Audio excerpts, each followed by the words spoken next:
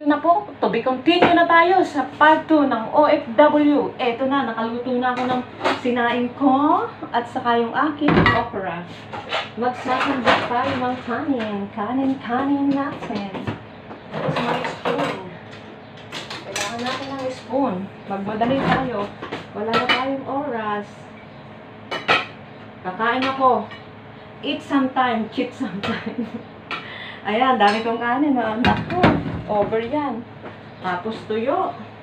Oh, tuyo. Wow. Ito na tayo. At tayo'y kumain.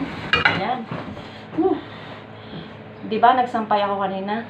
Yung sa kanina, nagsasampay ako. Wow, sarap. Teka, hindi ko yata napatay ng gas ko. Baka sumabog tayo dito. Oh, sabi ko na nga ba, hindi patay eh. Kalimutan ko, pero konti lang naman yun. Kaya hindi rin yun. Oh. Yung sinampay ko, ando, ano. Sarap. Yan, pero ulam ko tuyo. Aray, init. Yan ang OFW. Magmamadali.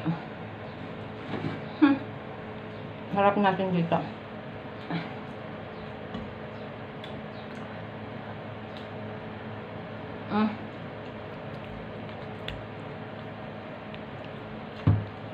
Itlog. Yan siya. Cheat ko ngayon yung sarili ko. Kasi gutom ako. Ngayon lang ako kakain ng kanin. Ilang araw na. Ay, siguro isang buwan na akong hindi kumain ng kanin. Yummy. Tapos tuyo. Harap. Bilisan mo na, ang init eh. Sugtang ko.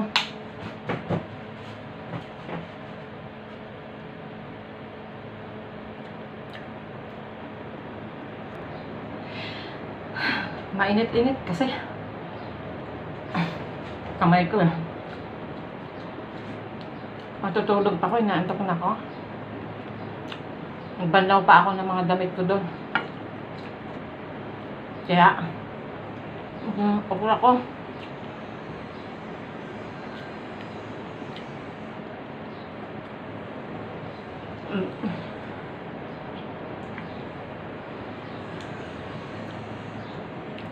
Masarap to, may partner na ano.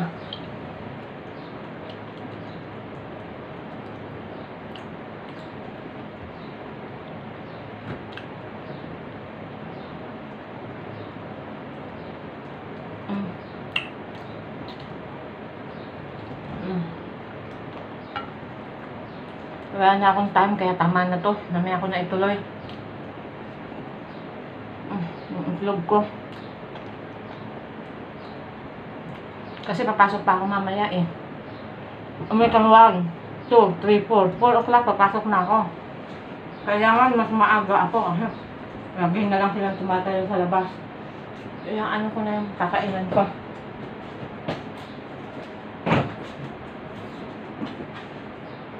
Ano ba ulan ko?